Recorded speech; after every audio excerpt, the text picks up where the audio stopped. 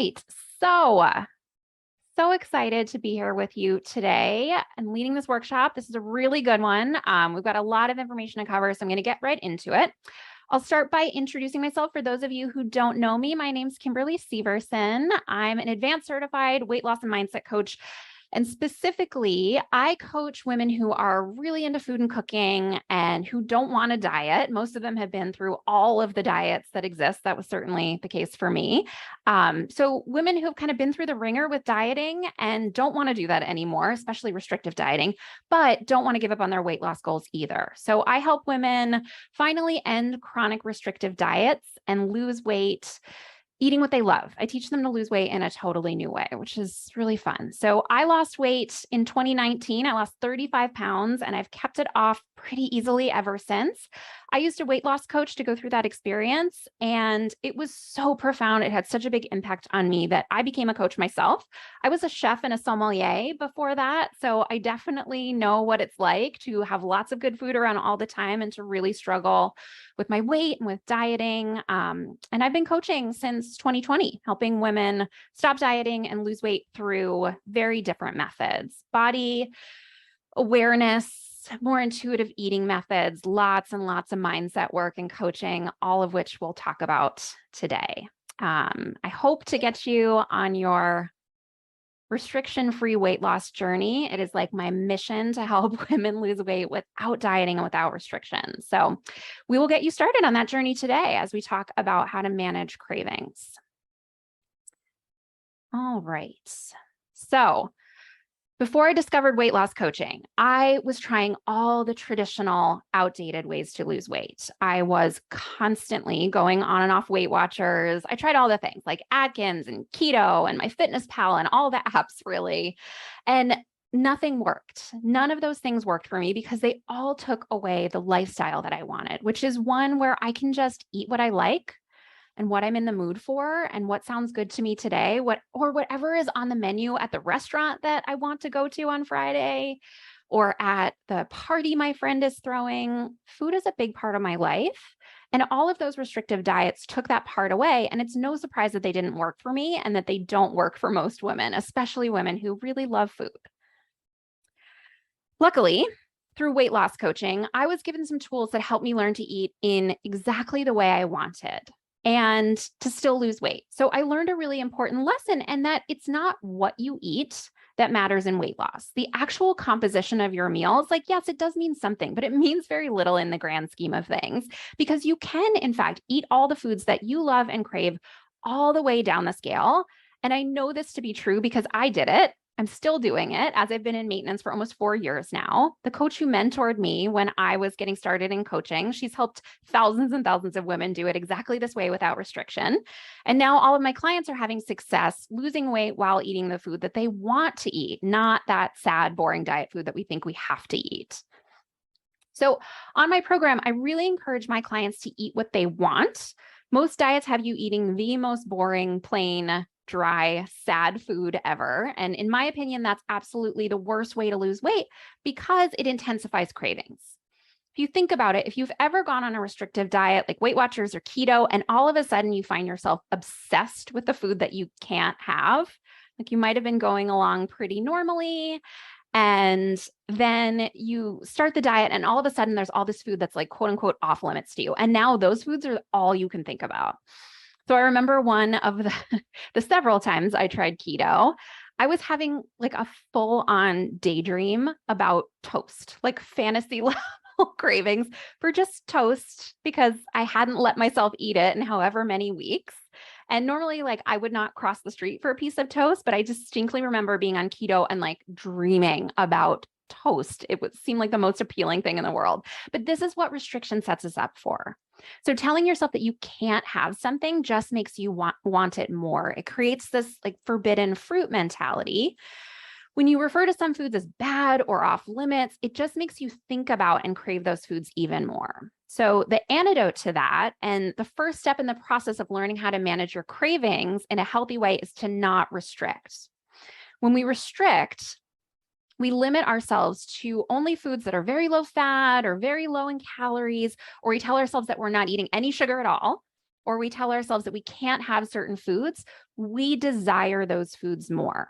So our cravings for those foods get more frequent and more intense. And the way to reverse all of that is to tell ourselves that all foods are allowed. So there's a process that's been scientifically studied and proven to occur called habituation. And habituation is the process wherein repeated exposure to something makes it much more run-of-the-mill and ordinary or neutral to us.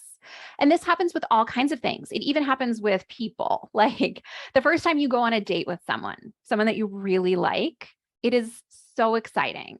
Like big, major emotions about it. It's a big deal. But your, let's say, 200th date with someone, which is probably where I am with my husband now, like 12 years in, the emotions aren't as big and thrilling, right? Like no shade to my husband, he's awesome. But that date, number 200, is nothing like date number 1 in terms of like the emotions around it because of that process of habituation. So the things that you have repeated exposure to, they just become known and normal. And it's the exact same thing with food.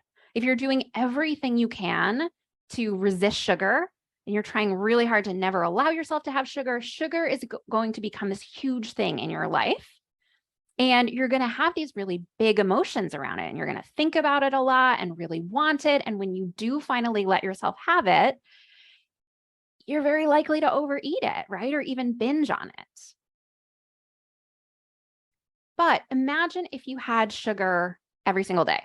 And sugar was totally allowed, and you didn't really make a big deal out of it, because some of us are having sugar every day, but while we're having it, we're beating ourselves up about it. Like you really shouldn't, or you're not going to lose weight this way, or you're doing something bad. I'm not talking about that. I'm talking about giving yourself full permission to have some sugar every day. Through that process of habituation, after a while, it just becomes no big deal. My clients tend to get a little freaked out when I suggest this. They're like, but I've been told to restrict these certain foods to lose weight my entire life. This feels really foreign, but it really is the brain hack that makes the biggest difference. So yeah, if you've been really restricting certain foods, the first time you have them, you might overeat them a bit. But if you remind yourself that these foods aren't going anywhere, you can always have them again tomorrow, it calms your brain down. And it takes away that mentality of, well, I better get it all in now because I know I'm going to go right back to restricting tomorrow. So if you continue to allow yourself to have these foods every day, they stop being such a big deal and your brain relaxes. And you know you can have those foods at any time. So the cravings stop being so frequent and so intense. So stopping that diet mentality or restriction mentality really is the first step to managing your cravings. It makes them so much less intense and over the top because those foods become so much more normalized in your life. So not restricting is a good long-term solution, but you will still have cravings and urges. So in my program, I teach my clients how to listen to their body's signals and to start eating when they're just somewhat, or what I call pleasantly hungry, and to stop when they've had enough food to feel physically satisfied, but not getting to the point of being full or stuffed. So we use this tool, which you can see on the screen, called the hunger scale. Depending on the device you're on, this might be very tiny for you. I'm going to send everybody a copy of this after the class, so you can see it and really take a look at it and get to know it. But the hunger scale is an incredible tool to help you know when to start eating and when to stop. So my clients start eating at this like -2 stage when they're not like ravenously hungry, and they stop eating when they're just satisfied but not full or stuffed.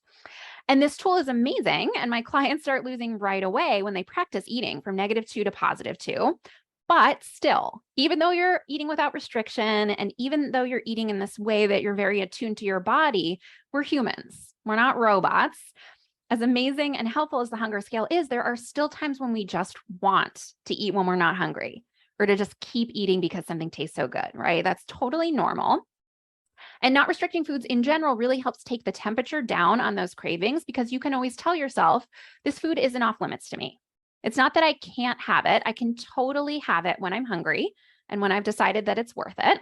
But sometimes your brain will still want to overeat, or it'll just be asking you for a giant bowl of ice cream when you've just had dinner and you know you're not hungry. And if you indulge every single one of those cravings, even though we're not restricting here, indulging every single one of those cravings isn't necessarily going to serve your weight loss. So if you decide that, hey, listen, I'm ready to do this work of managing my cravings for food that I just don't need right now, that I'm not hungry for, I'm going to show you how to navigate those cravings so that they become a whole lot easier to deal with. So first is the awareness of what's going on. First, you have to understand what a craving or an urge really is. It's an emotion. It's a feeling. And I use those terms interchangeably, emotions and feelings. So a craving is the feeling of desire for something, of wanting something. So emotions like happy or sad or angry, they all feel a certain way physically in your body. And if you take a minute to just like close your eyes and think about physically what happens in your body when you're, let's say, super happy, you can actually conjure up those physical sensations. Like happiness in my body personally feels light. It feels almost kind of like bubbly in my stomach and a little bit like squirmy and very lifted. So that's how I would describe the physical sensations of being happy. And then you can contrast that by what it feels like in your body when you're sad, right? Imagine that. Just imagine that you're sad and feel your body. Sadness for me feels very heavy, kind of like a sinking sensation in my stomach, and everything feels kind of weighted down.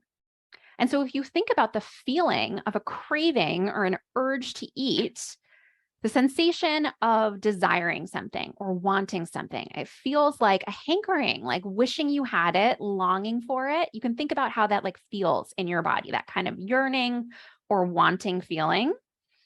And we have this emotion about all sorts of things, not just food, right? Like I can have a craving or an urge to check my phone, or every single morning I want to hit the snooze button multiple times. You can have a craving or an urge to watch TV or for a vacation or a certain pair of shoes or food. So it's all just feelings in your body, the feeling of wanting that thing. So it's really important to know. It's really important that you know what's happening when you have an urge to eat. It's just a sensation in your body, and you can drop into your body and think about what that feels like for you, just like we did with the other emotions like happy or sad. So for me, a craving or an urge, it feels like maybe just some rushy, restless energy. And it's a little bit of like pulling or constriction around my throat. That's all that's happening there, right? That is a feeling in your body. It's just some physical sensations. So the first step is really awareness and perspective around what's really going on. It's very important to calm yourself down. So often we think of urges as these like powerful things that come out of nowhere and they're super strong and we don't have any control because they're so intense. But we want to normalize and neutralize what's happening for us. They're just urges. They're just feelings like any other feelings. They can't hurt you. They can't actually do anything at all. All an urge or a craving is just some physical sensations in your body.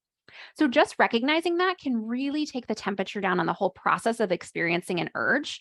Like it's not something that has control over you. It's literally just a feeling, and it's harmless and it can't actually control you in any way.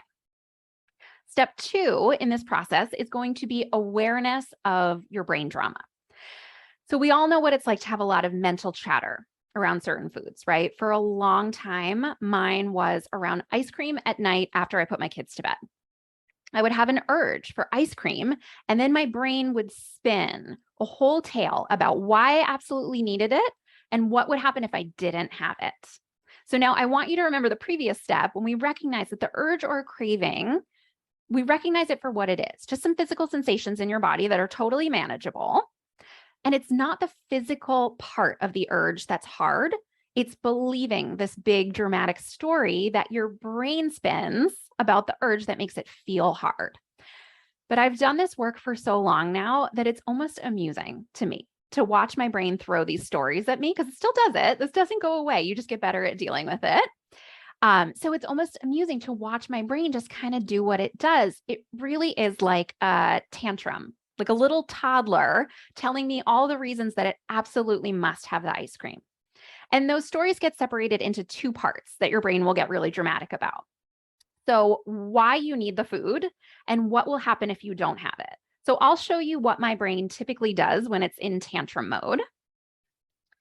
So why I need it often sounds like these are very common for me. I don't know if they resonate with you, but this goes on in my brain when I'm having an urge.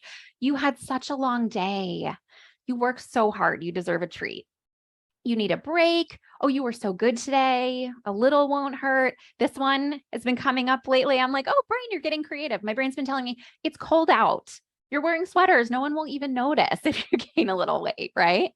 And then who cares? Worry about it tomorrow. Or another one is today is special because.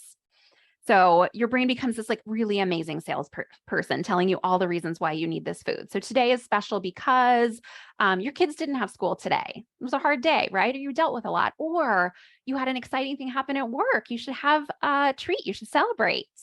And when you get really good at hearing this chatter from your brain, it's just kind of funny watching how creative it gets. So if any of those resonate with you, feel free to put them in the chat. I'd love to hear what your brain tells you about why you need food, even though you're not hungry on any given day. And then there's also the story that your brain will tell you about what will happen if you don't just eat the food. So this can sound like this mental chatter will never stop. This is impossible to resist. It's unbearable. It won't go away unless I eat, or it won't be any fun unless I eat, or the whole night will be terrible, et cetera, et cetera, et cetera. Now, none of this is necessarily true. It's just the part of your brain, this kind of lower animal brain that's only interested in instant gratification. This part of your brain is just trying to get what it wants. So we want to develop awareness around what urges actually are, just feelings and sensations in our body. They're harmless. They can't make you do anything at all. And then we want to separate the urges out from the dramatic story that your brain likes to kick up about the urges. So, and remind ourselves that the physical sensations aren't what's hard. It's believing the junk that your brain tells you and indulging in it and getting caught up in the drama of the tantrum that our brain is having. That's what makes it feel hard. Because I will tell you, I am just getting past the toddler stage with my kids.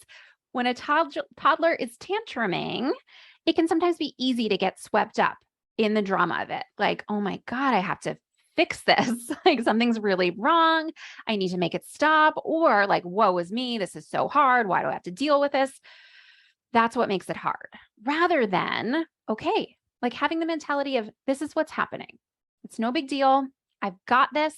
It will totally pass. If you can get to that place, you start taking all the power back over the urge. You just become this like calm, cool, collected parent who's totally in control. So the third step in managing urges is to move into this role of calm observer of the urge or craving. We're just like watching it happen, like the calm, in control parent in the room, making sure that the tantruming toddler doesn't do anything crazy. And again, rather than getting caught up in the tornado of the urge drama, you mentally move outside of it and just watch it. Just observe it from an empowered place. Like, okay, this craving or this urge can't make me do anything. I have all the control and I can just let it kind of burn out and then pass by, because the craving will pass. There are no cravings in the world that go on forever, and they'll pass in one of four ways. Move to the next slide. Okay. So there are four ways to get rid of an urge. You can react to it, you can distract from it, you can resist it, or you can allow and observe it. We'll talk about what each of these look like. So reacting to an urge is giving in, immediately eating, just having the urge, immediately reacting to it by eating the food. Now, this just makes the craving stronger next time. It tells your brain, the toddler, oh, the louder you get, I'll eventually give in and give you the reward you're looking for. So reacting to what your brain is asking for by eating the food, it just makes the urges stronger next time. Another way that you can manage urges is to distract yourself from them. So this is just doing something else, which is not necessarily bad, but it's not teaching your brain to feel the urge and not make it a big deal. So it's just like switching the focus, like distracting the tantruming toddler. And it isn't actually teaching your brain how to manage the urges with ease. And what happens is this is okay, right? This is one way to manage urges if it's available to you. But what if you can't distract yourself? Like, what if you're out to dinner and everyone's ordering dessert, but you've already decided to skip dessert today because it just doesn't serve your weight loss today?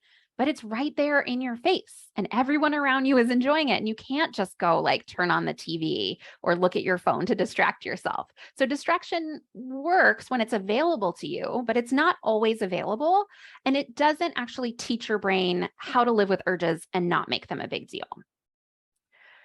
Another thing you can do when urges come up is to resist them. And resisting urges is fighting against the urge and being mad that it's there or pushing it away. This feels like going into battle with it. And it takes so much energy. It totally drains you.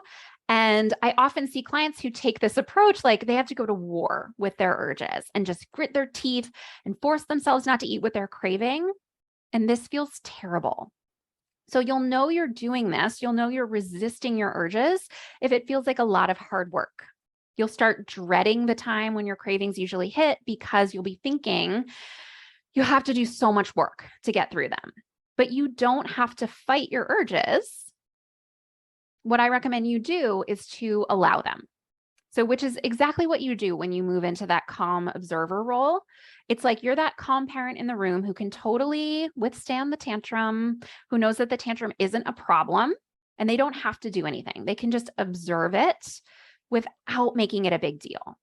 So when you're allowing the urge, it's almost like welcoming it in, like, oh yeah, I was expecting you. You normally come at this time, right? I was totally expecting this urge. It's fine.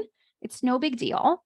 We can just drop into the body, notice the physical sensations, notice your brain kicking up all that drama, but remind yourself that you are in control.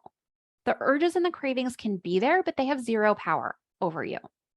You are always in control of what you do, and the urges can just be this thing going on in the background that don't really have to affect you. So it's totally shifting your thoughts about the urge from, oh my God, this is awful, this is unbearable, this is never going to end. So this is just noise. It's just my brain acting like a toddler, but that's okay. I'm still in full control. So doing this teaches your brain that urges and cravings are no big deal. They're not problems to be fixed. They're not like problems that we have to solve or emergencies. They're just experiences, just like any other emotion. And when you shift into this kind of thinking, you are no longer at the mercy of your urges. You're taking back your power and control over them. Finally, step 4 is to celebrate. And this is a very important step that I don't want you to skip. When you successfully allow and observe an urge until it passes without reacting to it by eating, without resisting it and getting mad at it, or just like distracting yourself from it, when you actually let it pass by, I want you to complete the loop by celebrating the crap out of yourself, which a lot of us aren't used to doing. We're really good at telling ourselves everything that we do wrong all day, but we're not so great at celebrating our success.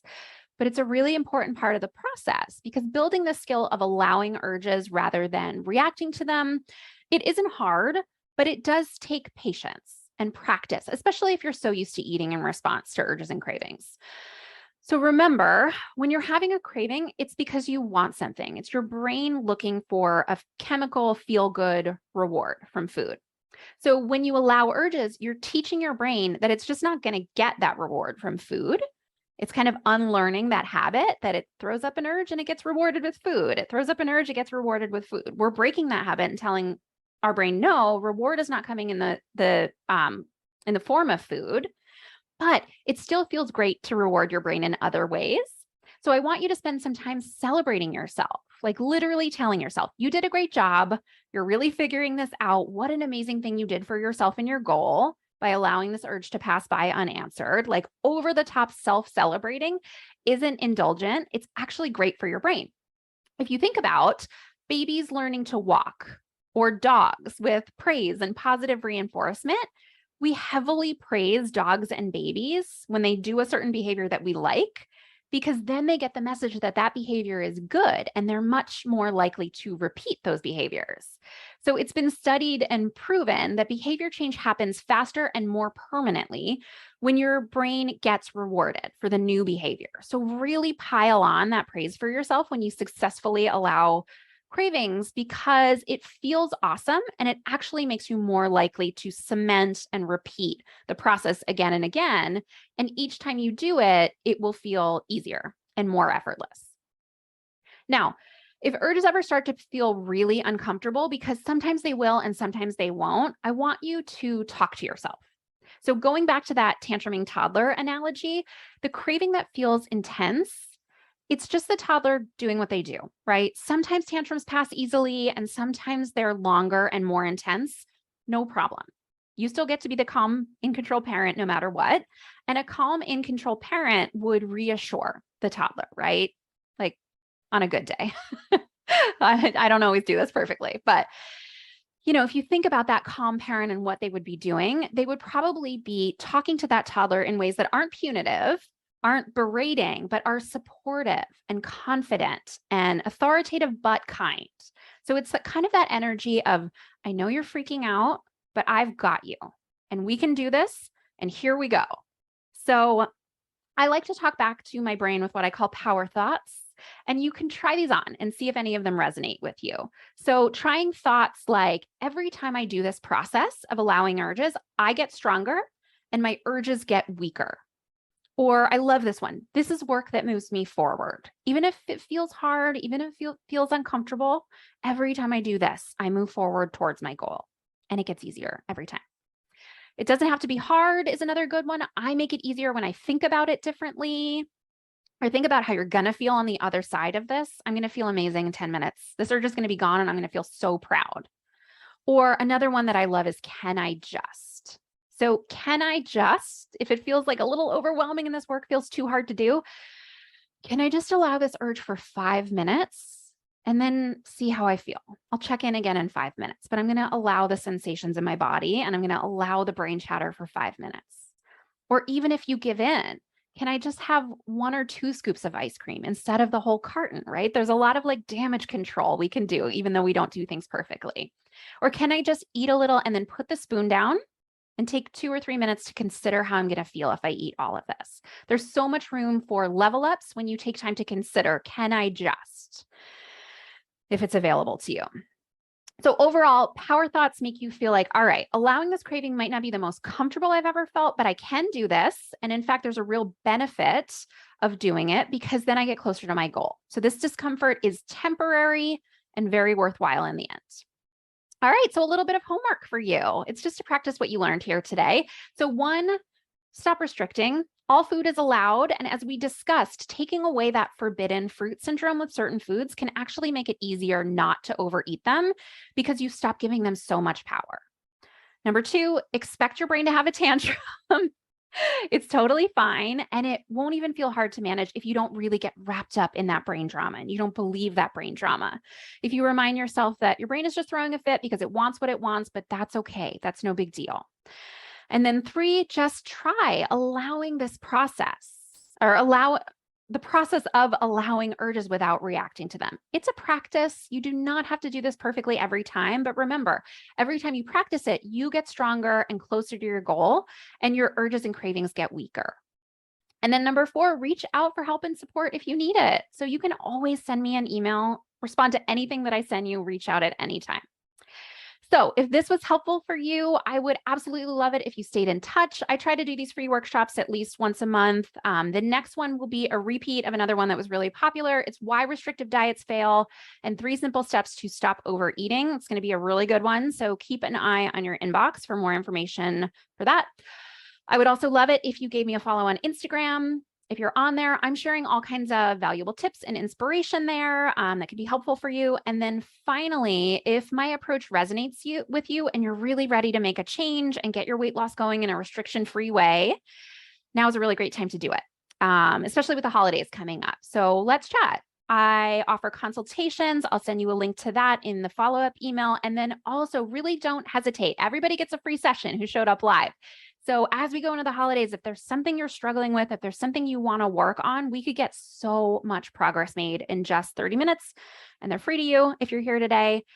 So just so I know your names, I think I can see most of your names, but one of you I can't. So if you're interested in that session, there's a little chat box below. So you can put your name in the chat and I'll find you and send you an email to offer that to you. So that concludes the formal part of our class today, but I can hang around a little bit. If anybody has some time or has a question or has something they're working with, feel free to just unmute yourself and ask away.